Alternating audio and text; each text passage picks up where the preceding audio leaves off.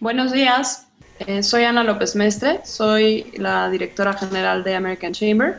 Primero que nada, darle las gracias a todos los socios que están hoy conectados y particularmente también al equipo de AmCham que esto sea posible. El webinar de hoy creo que es una conversación por demás interesante. Sabemos que estamos en una coyuntura sin precedentes y justo hoy hablaremos del impacto del COVID en los escenarios electorales, particularmente en México y en Estados Unidos. Le doy la bienvenida con muchísimo gusto a Francisco Abundis, a quien muchos de ustedes ya conocen y han tenido oportunidad de escuchar en los foros de la Cámara.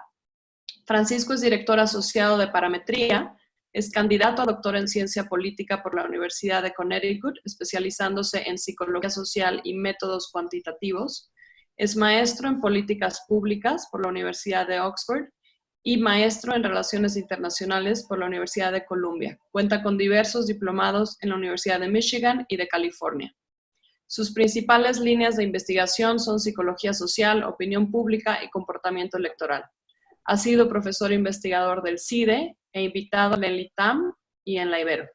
Se ha desempeñado como consultor del gobierno federal, de gobiernos locales, partidos políticos e organizaciones internacionales como el Banco Mundial, el British Council y la UNESCO, entre otros.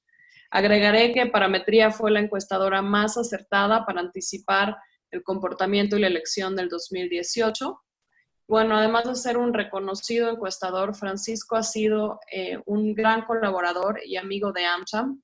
En lo personal le quiero dar las gracias de compartir con nosotros esta mañana su tiempo y su experiencia y preparar una presentación especialmente para ustedes.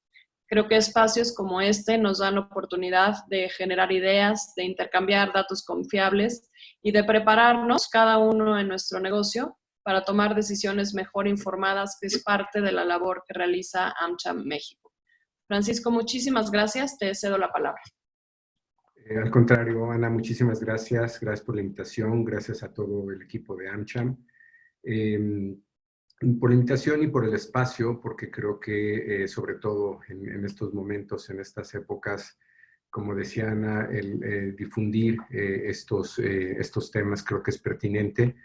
Decía el presidente de SOMAR, European Society for Marketing Research, hace unos días, que como pocas veces los estudios de comportamiento pasan a ser relevantes para entender qué temores tenemos, cuáles son fundados, qué información tenemos, pues de esto depende incluso el desarrollo de la pandemia. Y pues digo, a manera de anécdota les diría que platicando con algunos colegas en Estados Unidos, en Chicago, ellos, por ejemplo, siguen haciendo estudios en campo, cara a cara, en hogares, porque determinaron que el estudio del comportamiento de la gente frente a este reto es algo que es muy importante y con el propósito de controlar mejor o saber qué está pensando la gente en todos sentidos, salud pública, salud mental. Estos estudios en Estados Unidos pues determinaron que son una actividad esencial y no pueden parar. Este es lo que les voy a presentar es, si bien hacia dónde vamos en términos de liderazgo, en términos políticos, qué puede pasar en el 2021. En la primera parte quiero compartirles el segundo levantamiento que tiene Parametría en este contexto de la pandemia de COVID-19 y que creo que es muy útil y muy rico porque es una segunda medición que nos permite comparar cómo estábamos en marzo, qué veníamos pensando, qué nos preocupaba y cómo hemos cambiado ya para abril. Y en medio de eso, cómo está el liderazgo de nuestro gobierno, porque creo que es algo que también está muy presente o ha sido muy cuestionado. El documento, ya sea que yo se los envíe, si alguien lo quiere ver a detalle o lo va a tener AmCham, con mucho gusto se los podemos compartir. Es un poco largo, no me voy a detener en algunas de las diapositivas, pero sí creo que son útiles para la presentación. Estos datos, de hecho, no están publicados. Una primera parte la publicaríamos apenas mañana en una columna que tengo en Milenio los viernes. Entonces, en alguna medida les estaría dando la primicia de estos datos. Voy a empezar compartiendo el documento.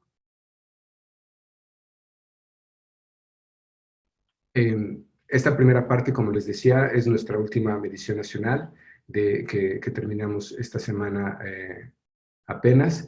Hay que decir que prácticamente todo lo que vean de opinión pública reportado por cualquier colega tiene algún nivel de imperfección, porque mientras no podamos salir a campo, hacer entrevistas cara a cara, y eso voy a elaborar más en la segunda parte, prácticamente todos estamos haciendo métodos telefónicos o online.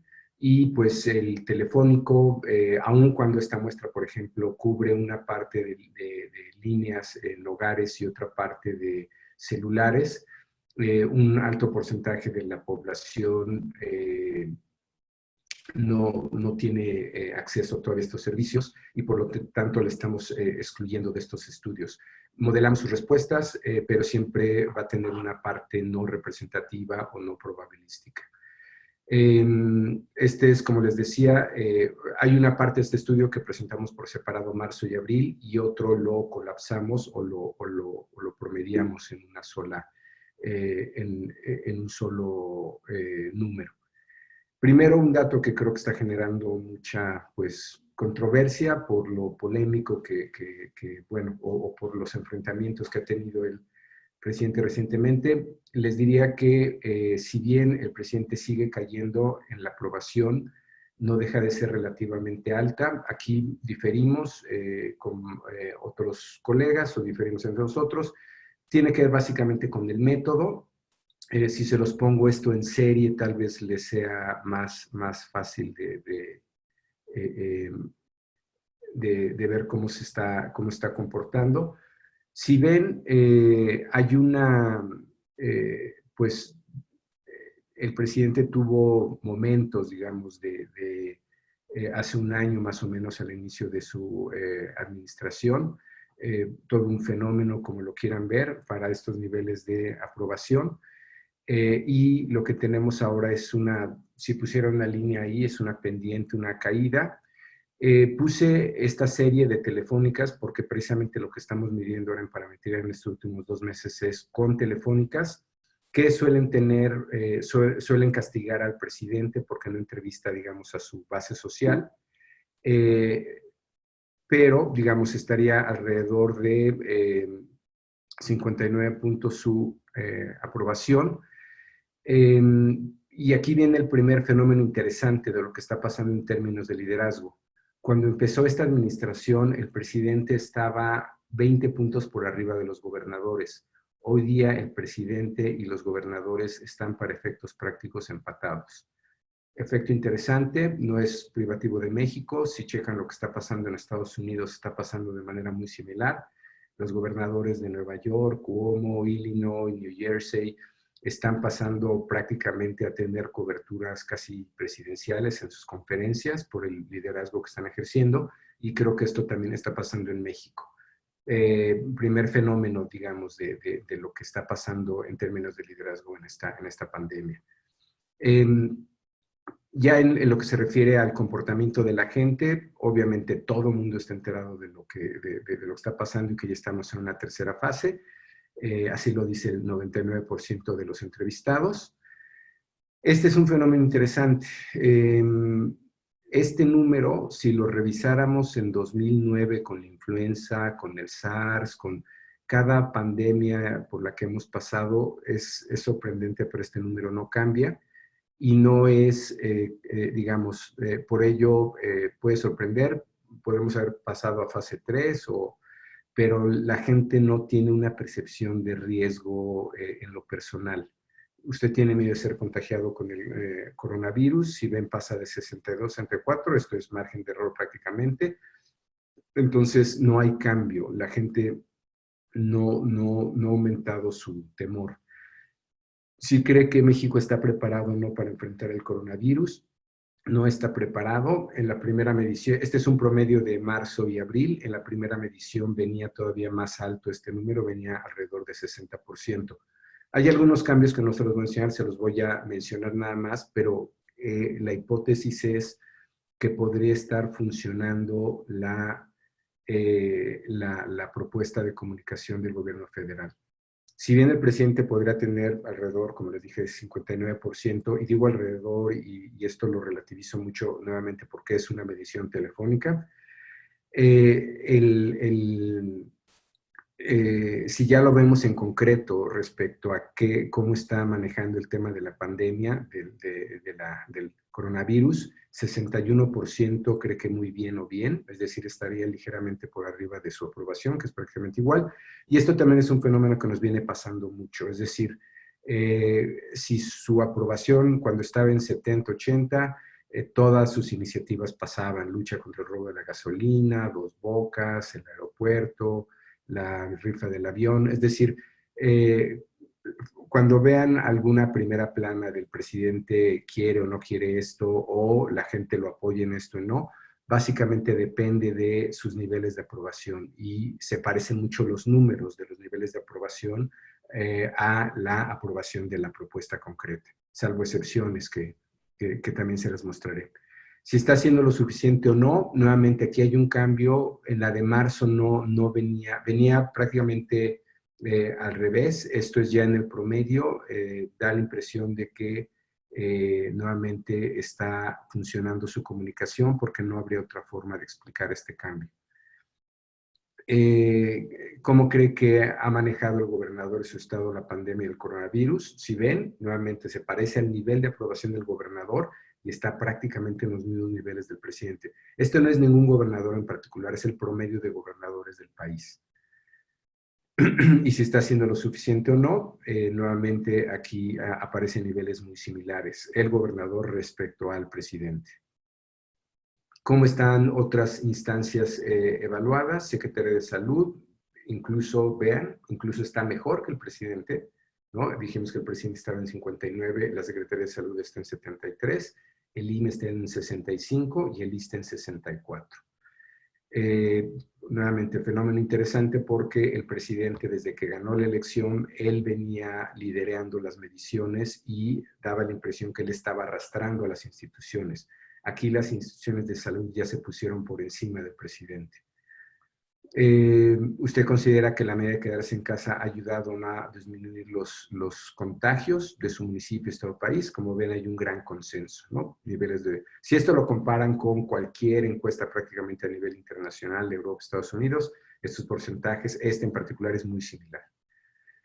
Otro dato, pues, que me parece un fenómeno de lo que está sucediendo, cobertura de medios. Si la gente cree que han exagerado el tema, lo han exagerado solo un poco o no toman los riesgos lo suficientemente en serio o los han minimizado. Vean de marzo a abril, el cambio es mínimo, pero hay un alto porcentaje de la gente que cree que los medios están exagerando el tema. Esta es una historia por contar, todavía no hemos llegado al pico, digamos, de la pandemia. Veremos esto como pudiera cambiar si empezamos a ver pues, escenas como las que hemos visto en Italia, en España, ya no digamos en Ecuador, pero hoy, por lo pronto, la gente dice que se está, pues, al parecer, sobredimensionando el fenómeno. En la parte personal, ¿cómo están los cambios de la gente en su vida, no? Pensando en el impacto que el coronavirus ha tenido en su vida diaria y de su familia, diría que ha cambiado mucho, poco, mucho, algo, poco o no ha cambiado nada. Si ven, hay un cambio de 10 puntos de la gente que dice que sí. Digamos, en todo caso, sorprendería ese 20% que tal vez para el cual no ha cambiado tanto, que es probablemente gente que ya salía poco, vivía en alguna medida confinada y en realidad no hay un cambio sustancial, o aquellos que no paran de trabajar, que sabemos que es prácticamente la mitad del país. La expectativa, ¿cómo está? Si lo peor ya pasó, lo peor está por venir. Bueno, queda claro que el 77, 73%, nuevamente es un número muy similar, creen que lo peor está por venir. ¿Cuánto durará la interrupción causada por el coronavirus antes de que comience a mejorar? Meses, ¿no? Ahí solamente ha aumentado 3 puntos este indicador. Nada sustancial, es prácticamente el mismo comportamiento. Aquí es donde viene el tema delicado y donde sí se están moviendo las cosas mucho y de manera muy rápida. Este indicador, aquí tenemos 4 mediciones. Es la percepción de la economía en el pasado, para el país y el personal, y en el futuro para el país y personal. Si ven, pues en los últimos 12 meses ya 51% dice que que la situación económica del país ha empeorado poco, mucho, y a nivel personal, que siempre es relativamente más optimista que el país, 39%. Si lo vemos en perspectiva, la del país y la personal sigue siendo negativa, 53 contra 45, y que creen que va a ser mejor, solo 34 contra 39. Y aquí es donde empezamos a notar los cambios y, y en un momento les pongo el histórico de estas percepciones. ¿Cuál considera que es el principal problema del país en este momento? ¿Economía, inseguridad, corrupción o salud? Vean inseguridad a pesar de los números que nos acaba de dar INEGI en el ENSO, ¿no? Que cada mes acaba siendo el más violento de la historia desde que se tiene registro. Así fue marzo y parece que será abril. Solamente 9% está preocupado por la inseguridad, corrupción no es tema, y economía está por arriba de salud. Está, digamos, están muy cerca, pero está 7 puntos arriba, lo cual yo creo que es un indicador claro de dónde está la preocupación de la ciudadanía. Inseguridad y corrupción están borrados. Cuando se termine el problema de salud, ¿qué es lo que va a quedar? 90% dice que es economía, inseguridad 3%, corrupción 2%. Si se supera, pues obviamente salud no será tema. Vean cómo venía la tendencia, que eso es lo que se me hace interesante. Desde antes de que pasara esto, lo que ven, estos son promedios de encuestas mensuales, salvo los primeros años que hacemos más trimestrales, pero prácticamente del 2010 a la fecha todas son mensuales, este es el promedio. En el momento que hubo la expectativa de que López Obrador pudiera ganar, empezaron a subir las expectativas o la idea de que la economía había mejorado, por lo menos así pasó en el 19 o en el 19, no obstante que no hubiera datos duros que lo avalaran, así se veía, pero vean cómo empieza a caer para el 20. Ya es, digamos, la percepción de que la economía ha empeorado. Esto es básicamente las mediciones que tenemos de lo que va del año.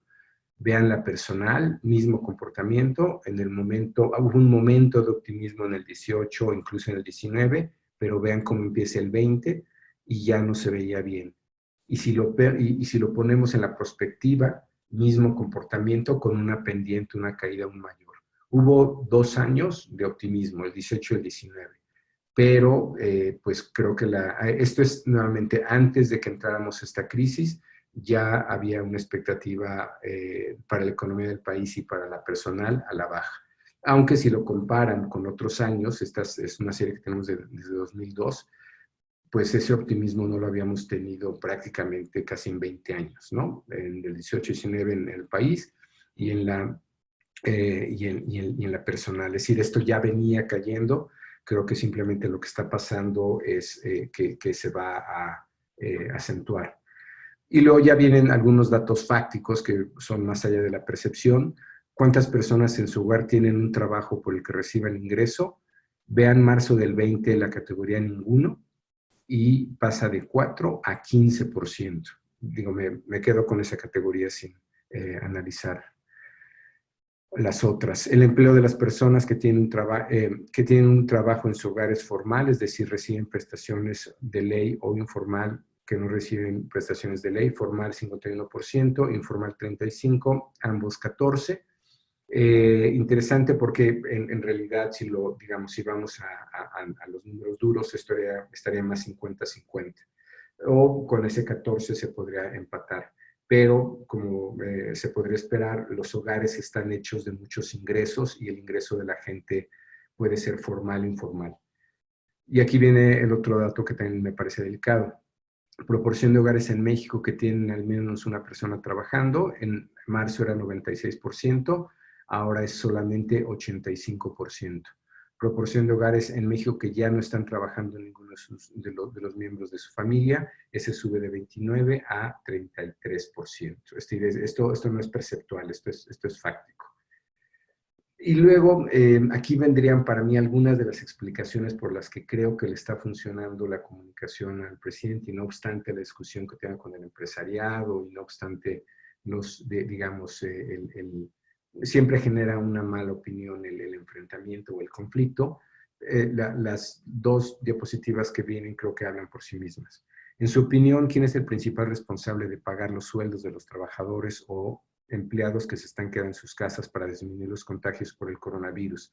Las empresas o patrones, el gobierno federal, gobierno estatal o el municipal. Las empresas o patrones 61%, el gobierno federal 22%, es decir, no se le ve ninguna responsabilidad al gobierno federal.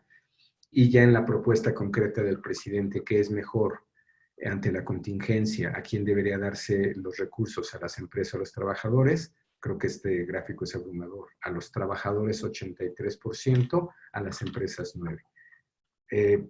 Creo que de ahí puede venir buena parte de la insistencia del presidente pues digo, más allá de, ¿no?, si eso conviene o no en política económica, por lo menos sabemos el sustento que tiene aquí en opinión pública. Y luego, se las pongo ya en el conjunto, digamos, las dos mediciones. Este es interesante porque no obstante lo que les acabo de enseñar y el nivel de preocupación que hay por la economía, la gente sigue pensando que se debe dar prioridad a cuidar la salud de las personas y restringir que salgan a realizar sus trabajos, aunque esto pueda afectar la economía de las familias. Eso subió 13 puntos, de 57 a 70, y que se debe dar más importancia a cuidar la economía de las familias, aunque haya algún costo por enfermarse. Baja de 41 a 29.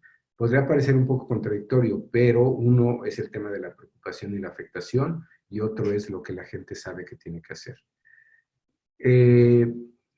Solo para documentar más de cómo está viviendo estas familias la crisis.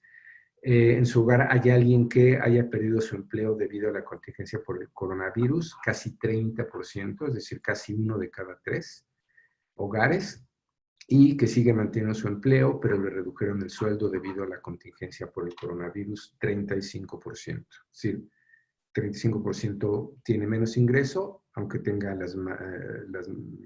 gente trabajando en su casa, y 29% ya perdió a alguien su empleo. En este contexto, que digo, aplica a México, incluso Estados Unidos, si quieren más adelante hablamos un poco de eso. Ya en Estados Unidos hay un cuestionamiento si va a haber elecciones en noviembre de este año o no. Todo el mundo da por hecho que si se hace en noviembre de este año, Trump no se reelegiría o sería muy complicado. Nos falta a nosotros más tiempo para elección, pero ya se empiezan a perfilar algunos datos y quiero compartírselos. Esto es lo que está de por medio en el 2021.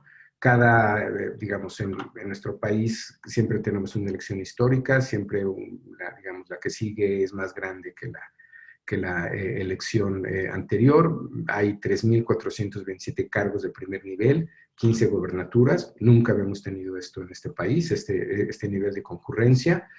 Más de 1,000 diputaciones locales, que son 30 congresos locales de los 32 del país, y casi 2,000 ayuntamientos, ¿no?, con diferentes calendarios. Y obviamente lo que todo mundo pues le importa más en términos de gobernabilidad, ¿qué va a pasar con el Congreso Federal? ¿Qué va a pasar con esos 500 cargos? Estas son las gobernaturas. El gráfico de cómo se evalúa a los gobernadores que les mostré es relevante porque algunas gobernaturas, sobre todo algunas priistas, a diferencia de las panistas, veían poca posibilidad de poder competir con Morena pues prácticamente hasta finales del año pasado. Esto ha cambiado radicalmente en 4 meses y lo van a observar. Y esto es antes todavía del reporte que les presenté de la pandemia y de cómo está afectando. Sabemos que hay estados, en fin, en general, todos están repartidos entre PRI y PAN, pero salvo Baja, ¿no? Que sería el de Morena. Digo, lo estoy dando por decidido que ahí va a haber elección. Michoacán, que es del PRD, pero, digamos, hasta finales del año pasado se asumía que quien iba a defender su plaza era el PAN. Chihuahua, sobre todo Querétaro, Baja California Sur, pero dado los números que les voy a enseñar, parece que hay algunos gobernadores, gobiernos locales que serán dispuestos, y dado su reposicionamiento, que serán dispuestos tal vez a dar una pelea más frontal con Morena. Este es un tema de preocupación del gremio, porque antes de que pasara, pues, donde ya no podemos salir a campo, como bien saben, pararon el censo, no hay mediciones cara a cara en vivienda, pero creo que sí es importante tener en cuenta el tipo de información que estamos recibiendo, porque es de naturaleza muy distinta una medición cara a cara en vivienda que el único probabilístico representativo para opinión pública, telefónicas, que excluye al 50% de la población. Por más ponderación que hagamos, por mejor que intentemos cubrir, siempre va a tener una deficiencia. Y las mediciones por internet, que irónicamente, aunque pudieran tener más cobertura, porque cubren el 70% de la población, tienen más sesgo todavía que las telefónicas. Si ustedes vieran esto que se conoce como el poll of polls, ¿no? Las mediciones que hacemos entre varios colegas, creo que hay varias conclusiones que podríamos sacar o observar. Una es una tendencia a la baja de la aprobación presidencial en alguna medición como la de Ricardo de la Peña, que es esta que ven aquí. Ya prácticamente estaría a punto de cruzarse la aprobación, pero creo que la tendencia está clara y sobre todo, como les decía en las últimas mediciones. Pero esto mezcla todas las metodologías que les acabo de decir. Esta es nuestra serie, ¿no? Que en nuestro último número con la telefónica tendríamos 59, ¿no? Que sería esta, ¿no? Y la separo porque toda la serie está hecho cara a cara en vivienda y por la imposibilidad de salir a campo, pues incluimos este dato. Dada la tendencia que traía, creemos que puede estar pasando o incluso podría ser más pronunciado. Pero, en fin, esto tiene nuevamente un efecto sobre el liderazgo nacional y sobre el liderazgo, y bueno, lo que pueda pasar con el 21. Cuando separamos estas mediciones en lo que son estrictamente telefónicas y lo que son cara a cara, vemos que las telefónicas consistentemente han estado por debajo de las cara a cara.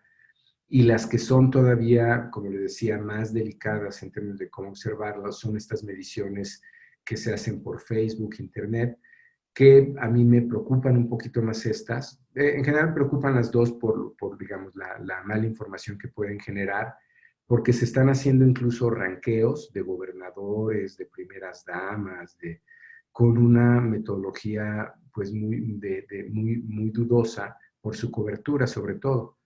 Esta es otra de esas, digamos, de esos ranqueos que se hacen en la aprobación de gobernadores, y hay otras, ¿no? Como la de estos colegas, que para darles un dato nada más, digo, darles un par de ellos, Marco Mena, que se los voy a enseñar, el gobernador de Tlaxcala, está consistentemente en mediciones probabilísticas cara a cara entre 40 y 45 puntos, y aquí está en 29, o un caso todavía más crítico, yo creo, es el del gobernador de Quintana Roo, que creo que va a tener muchos problemas, o es de los que va a tener más problemas, pero antes de esto venía niveles de 55, 60, estas mediciones hechas por Luis Woldenberg, un colega, y aquí venía en 24. Entonces son mediciones que preocupan porque están circulando mucho y porque en realidad creemos que desinforman más de lo que informan. Este es el ejemplo que les mencionaba de Tlaxcala, ¿no? Si ven, Marco Mena estaba entre 40 y 45 puntos, y vean estas mediciones que son mediciones por internet casi todas. El extremo es esta línea azul, ¿no? Que es como, pues, si la gente no tuviera una opinión coherente, consistente, ¿no? Baja, sube, una varianza que va de 9 puntos a 43 puntos de un mes a otro. Bueno, esto es nuevamente a nivel de advertencia de lo que se está publicando.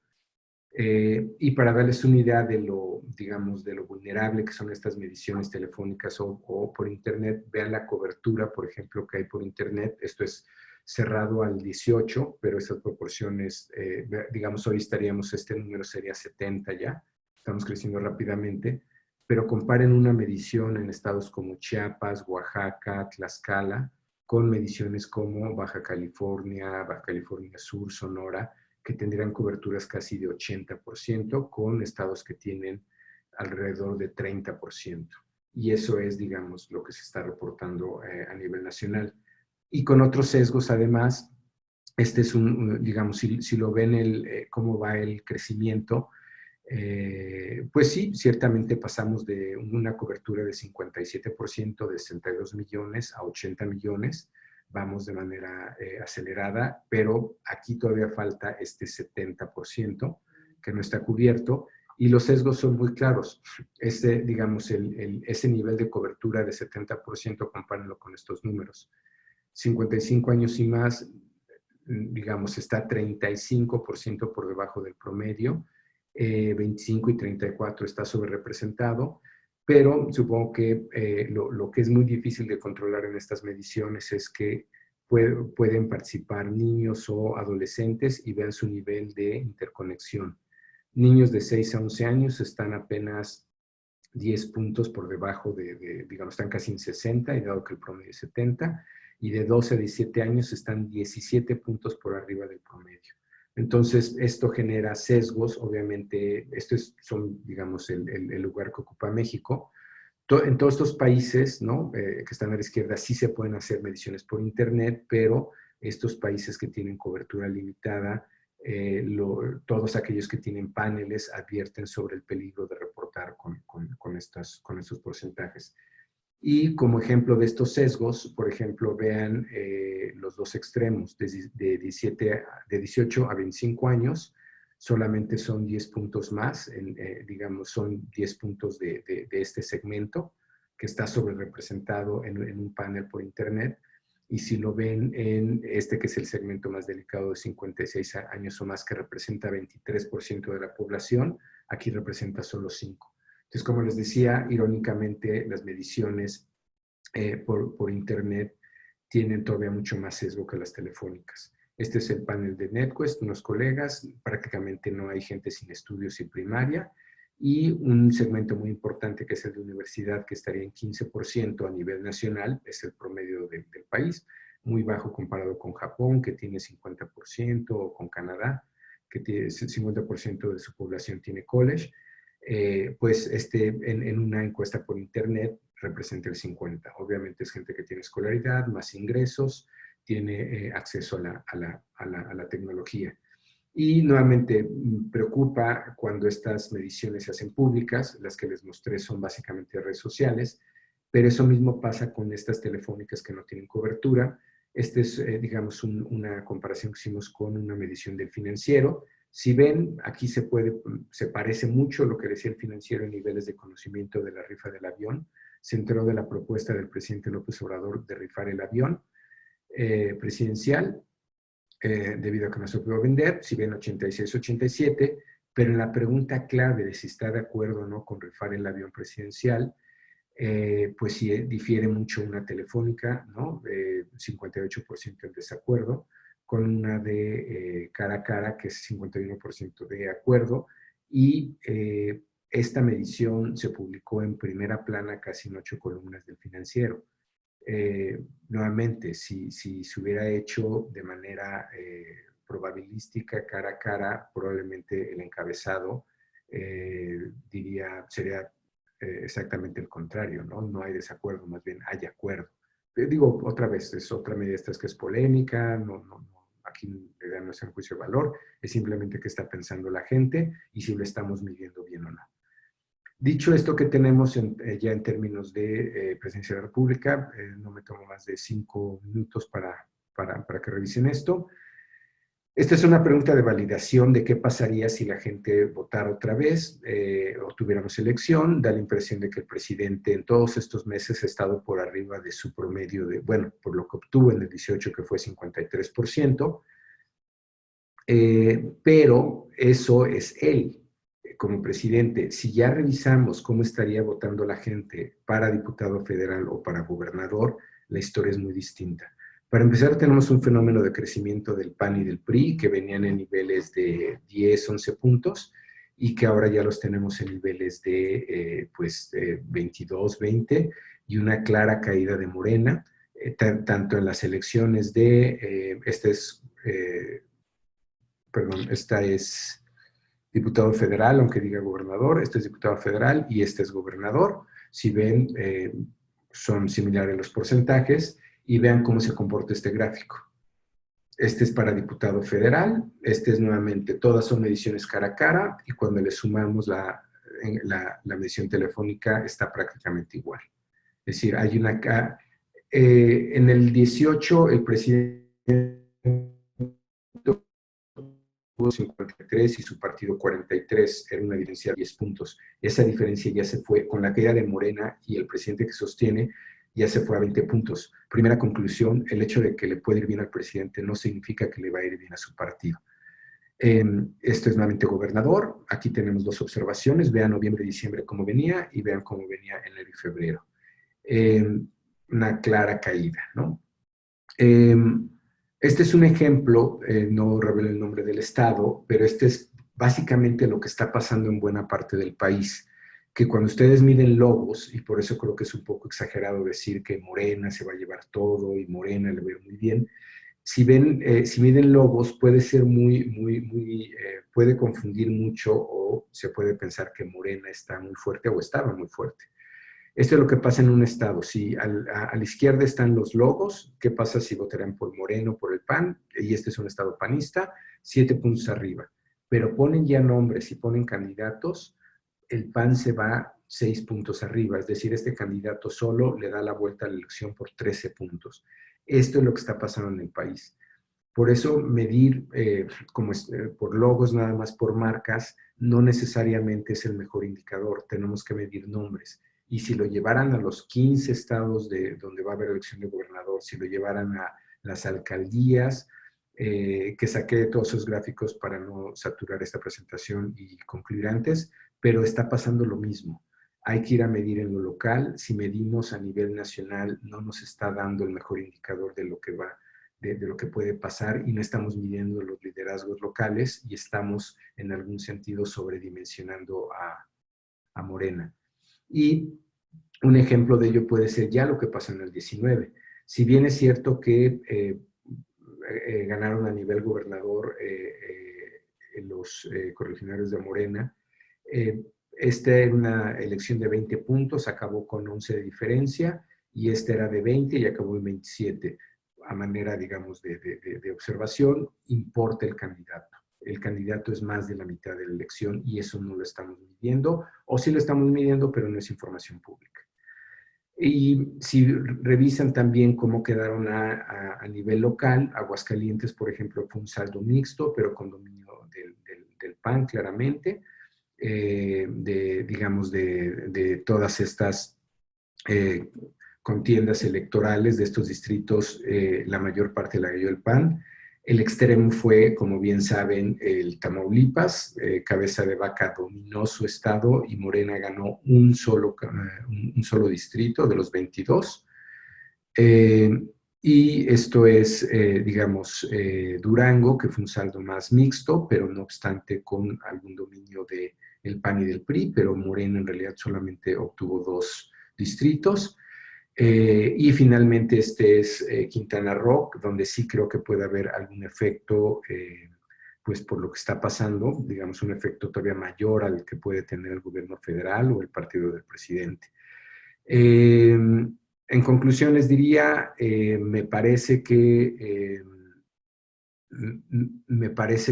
estamos sobredimensionando a Morena, o lo estamos sobredimensionando. Las elecciones intermedias por definición son locales, no son nacionales. Sirve de poco ver una medición nacional y aún en las mediciones nacionales está cayendo. La revaluación de los gobernadores que les mostré al principio está cambiando mucho el juego pues ya en las grandes ciudades, en las gubernaturas que están de por medio. Y buena parte de estas tendencias que les mostré, esto era antes de marzo que empezara esta crisis de la pandemia del coronavirus. Yo me quedo aquí por si tienen alguna pregunta. Ahí no sé si alguien me pueda ayudar con las preguntas, Ana o Alexa. Claro que sí. De hecho, sí, ya tenemos algunas preguntas. Voy a dar lectura, si te parece, a una, la contestamos y vamos viendo cómo vamos en el tiempo, si te parece bien. Sí, gracias. Perfecto. La primera pregunta que tenemos dice, ¿cuáles son los escenarios para tener mayoría calificada en el Congreso en el 2021? ¿Cuáles son las posibilidades de que Morena lo tenga? Yo las veo cada vez más difíciles. Hay que decir que, dicho todo esto que les presenté, lo que dice la psicología política es que la preferencia electoral no es una opinión, es una actitud. Es decir, para expresarnos debemos de tener al objeto enfrente para saber si nos gusta o no nos gusta. Yo creo que hoy lo que estamos viendo es que veo cada vez más difícil que tengan mayoría, ya no digamos calificada, simple, porque si bien ahora tiene la calificada, pero con sus aliados. Ese escenario yo lo veo cada vez más complicado y nuevamente incluso para la mayoría simple, ya no digamos la calificada. Perfecto, muchas gracias. ¿En las elecciones de diputados federales serán relevantes los nuevos partidos políticos o pesarán más los candidatos?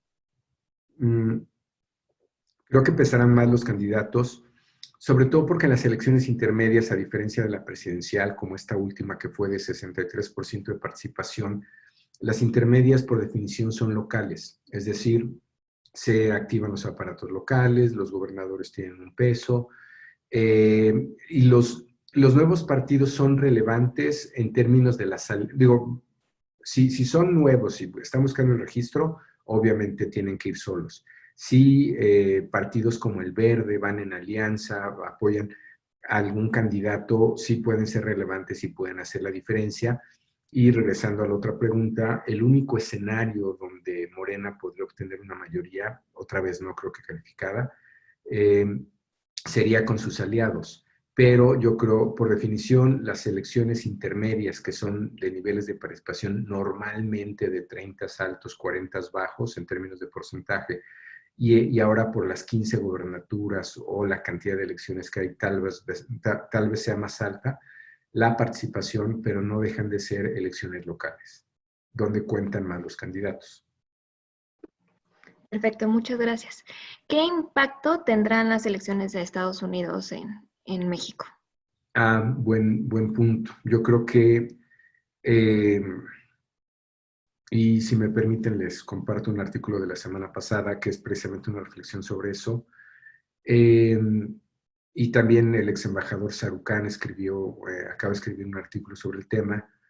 Se ve cada vez más complicado para Trump si no se reelige, y bueno, ya sabemos, ya tenemos candidato demócrata de facto, ¿no? Y de jure porque ya es el único en el partido, pero si no se reelige Trump y gana Biden con la vicepresidenta que sea, o vicepresidente que sea, va a cambiar mucho las cosas para esta administración. Hay muchas facturas pendientes con el Partido Demócrata, desde la invitación de Trump a México, la relación que tiene el presidente con el presidente de Estados Unidos. Va a cambiar mucho y esta relación tan estrecha que hay ciertamente se va a empezar a cuestionar, y yo creo que no el partido, no cualquier demócrata, o sea, no si fuera Sanders o si hubiera sido Elizabeth Warren, no, Biden en particular. Ese grupo tendría mucha preocupación por la autonomía y la procuración de los órganos autónomos en el país. Y yo creo que yo creo que se tensaría la relación con la actual administración, y dos, creo que podría empezar a haber un rescate de órganos autónomos que pues hoy día están en crisis, como bien sabemos. Perfecto, y hablando de este tema, ¿cómo se ve el nivel de independencia del INE para las elecciones del 2021? Híjoles, es más complicado porque va a depender mucho de las personas que sustituyan a los 4 consejeros que se van.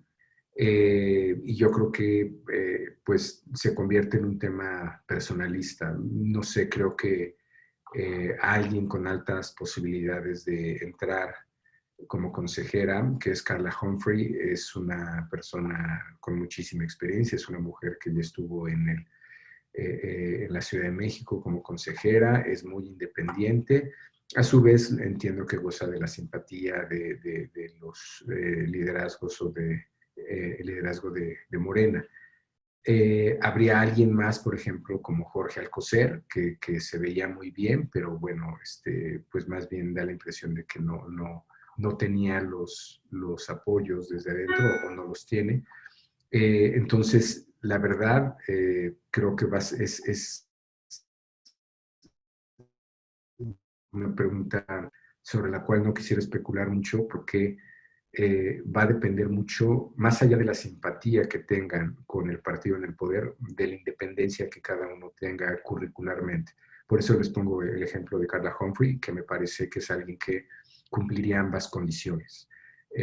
Pero ciertamente eso ya es un tema insisto, especulativo, porque no sabemos qué nombres vayan a quedar ahí, cuáles serán los 4 nuevos consejeros. Perfecto, sí, es un tema complicado. Y hablando del papel que podrán jugar los candidatos independientes y los nuevos partidos políticos, ¿cómo los ves en este escenario 2021? Lo veo complicado, digamos, no sé exactamente nuevos partidos políticos si se refieren a los de reciente creación o partidos, no sé, nuevos respecto a los otros. Por ejemplo, creo que un partido como MC, con el liderazgo del gobernador de Jalisco, Alfaro, creo que le puede ir muy bien.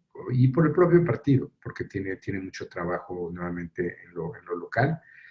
Eh, los candidatos independientes, yo creo que todavía no veo al electorado listo para procesar la idea. Yo creo que el caso de el Bronco, el actual gobernador de Nuevo León, Jaime Rodríguez fue excepcional. Yo no veo que pudiera haber otro candidato, otra sorpresa de esa naturaleza, pero sí veo en algunos estados candidatos de partidos que no son, digamos, no son estos, los 3 grandes, ¿no? No es necesariamente PAN, PRI, Morena. Hay ya candidatos de Movimiento Ciudadano en algunos estados que podrían figurar bastante, ya no digamos en Jalisco, ¿no? Hay algunos en San Luis Potosí, en Nuevo León, por ejemplo. Hay figuras ya de estos partidos que podrían dar la sorpresa, no independientes otra vez, son más bien candidatos de partidos que pues que no están en los liderazgos nacionales, ¿no?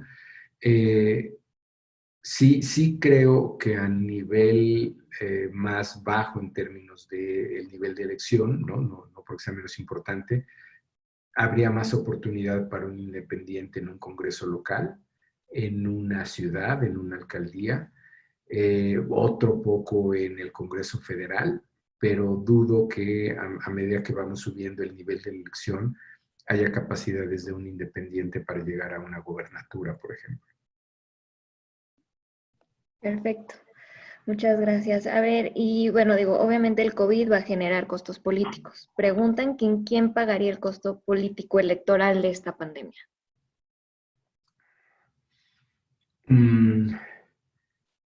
Yo no sé, no veo todavía que necesariamente el presidente vaya a perder mucho apoyo, sobre todo si vemos esta diapositiva que les enseñé y empiezan a llegar recursos de abajo, digamos, a la gente de menos ingresos. El costo probable que va a pagar él es todo el desempleo que se va a generar, digamos, clase media baja, que se estima que perdería su empleo entre 1 millón y, según el FMI, 1,5 millones de empleos. Creo que ese no hay forma de que no tenga costo para el presidente. Está esta idea de que no hay quien lo canalice porque no se ve que hay un partido nacional articulado para poder cubrir este espacio que pudiera dejar el presidente. nuevamente, y tal vez no lo veremos, porque no lo veremos de manera inmediata a nivel nacional, lo vamos a ver a nivel local. Como ganadores veo a los gobernadores, no a todos por igual, pero sí a muchos liderazgos locales, muchas ciudades donde sus presidentes municipales, vean el Estado de México, vean, es decir, los presidentes municipales tomando acciones concretas, ¿no? Que algunas incluso no son tan costosas, ¿no? Entonces, yo sí veo que estamos viendo un cambio ya, o sea, no, esta historia no se ha acabado, estamos en el tránsito, pero yo ya estoy viendo un cambio en cómo están sobresaliendo estos liderazgos locales, partidos locales. No lo vamos a ver a nivel nacional. Y seguramente algún costo va a pagar el presidente, no sé de qué tamaño. Muy bien. Y en cuanto al tema de revocación de mandato, ¿qué posibilidades hay? ¿Cómo se ve? ¿Cómo se vislumbra ante estos cambios que ha traído el COVID? Con este costo que puede tener para el presidente y con digamos, la distancia que hay entre su popularidad, que creo que todavía es bastante alta para, ¿no?, todo lo que está pasando, y su partido, yo ya no veo tan clara la lógica o eh, todo esto parte del supuesto de que el presidente va a tener más capital o mucho más capital político que su partido, que fue lo que pasó básicamente en el 18, y por eso la idea de revocación de mandato parece natural, decir, bueno, que me sumen a la boleta del 21, porque esto parte del supuesto de que él va a llegar muy bien. Falta un año un poco más, y yo no estoy claro de que necesariamente el presidente va a llegar también, o lo otro va a poder jalar a su partido. No veo ni la una ni la otra. Entonces, en algún punto, aunque hubiera revocación de mandato, honestamente no sé si le va a convenir al presidente estar en esa boleta. Eh, Digo, más allá de si, ¿no?, hay la posibilidad de que lo revoquen o no, finalmente es una figura jurídica inacabada, pero sí me parece que todo esto parte del supuesto de que a él le va a ir muy bien y entonces él va a poder darle capital político a su partido. Yo creo que ese supuesto ya no se cumple necesariamente, y no sé si más bien pues, medio nos estamos peleando ahí con un fantasma para aquellos que no, que ven esto como un oportunismo político, como una violación al proceso electoral. Yo diría, digo, le pasó a Peña Nieto, le pasó a Obama en Estados Unidos en su momento, donde de pronto la gente no quería que ellos estuvieran en los eventos de un candidato, ¿no?, porque les costaba más de lo que les daba. No sé si vamos a llegar a ese momento con el presidente, pero es un escenario. Es un escenario donde lo local tenga, los candidatos locales, a gobernador, a presidente municipal, tengan mucho más capital político que el propio presidente. De hecho, en el 18 hubo casos, que si bien casos de excepción, muy pocos, pero alguien, por ejemplo, como el gobernador actual de Morelos, Cuauhtémoc Blanco, nuevamente nos guste o no nos guste, más allá de si alguien cuestiona las capacidades o no, Cuauhtémoc Blanco ganó por sus propios méritos, hubiera ganado con o sin el presidente. Él es de los pocos gobernadores que puede decir, de hecho estaba por arriba del presidente. Si llevo ese ejemplo a algo que está pasando ahora, si ven la Ciudad de México, hoy día Claudia Sheinbaum ya está muy por arriba del presidente. Debe estar, digo, depende de la medición, he visto varias, pero debe estar alrededor de 10 puntos por arriba en su aprobación del presidente. Entonces, toda la idea de revocación de mandato parte del supuesto de que él va a llegar con mucho capital político.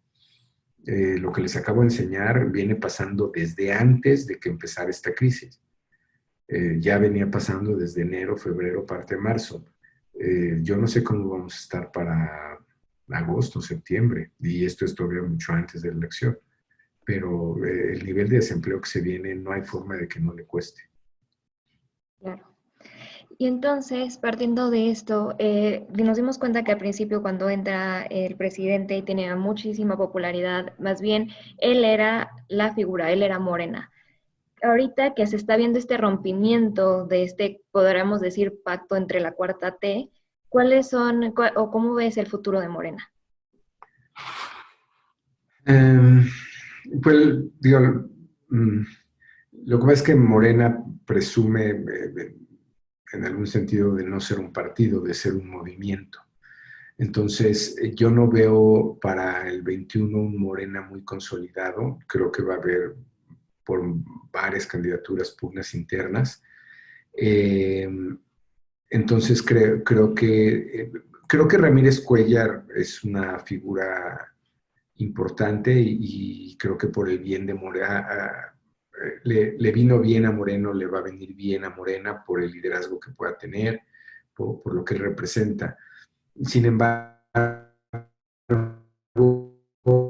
Morena como tal, pues no es un partido, ¿no? O sea, son muchos grupos en algunas plazas, en algunas elecciones, grupos muy enfrentados, más allá de lo que pasa en lo nacional, más allá de los grupos que se den en la administración federal, en lo local también existen muchos grupos.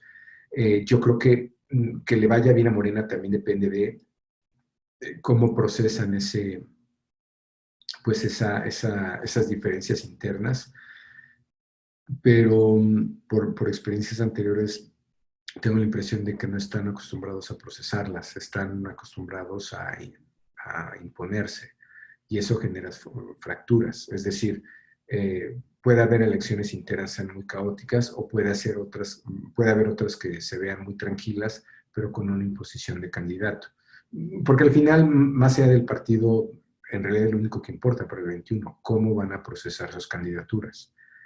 Y yo veo que más que negociación, más que conciliación, va a haber imposiciones o triunfos no consensados y eso divide el partido y los debilita todavía más, nuevamente más allá de los números que les enseñé, ¿no? Perfecto, y si te parece, voy a hacer una última pregunta y damos por terminado, y me voy a adelantar un poquito, pero preguntan que qué candidatos se perfilan para las futuras elecciones presidenciales. Nos estamos adelantando un poco mucho, pero esa es una buena pregunta. Un poquito. Yo creo, digo, los naturales son los de la administración. Yo creo que por varios indicadores, gestos y gestión propia, la jefa de gobierno de la Ciudad de México creo que es una candidata natural.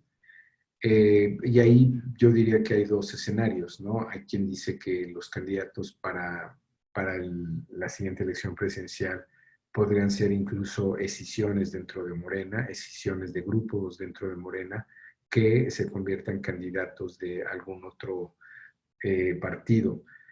Otro candidato, pues que nuevamente por gestión, por preparación, por visibilidad, desde hace mucho tiempo, alguien como Marcelo Ebrard, que en principio estaría dentro del mismo grupo de Claudia Sheinbaum, podría ser otro natural al cargo.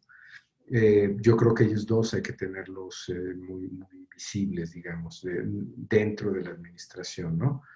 Eh, Nuevas figuras como López Gatell, honestamente no lo veo trascendiendo más allá de lo que pasa en esta pandemia, veremos. Digo, de hecho, ya medido, tiene mejor imagen que Marcelo, que la jefa de gobierno, hoy, ¿no? No sabemos para dónde va esto todavía.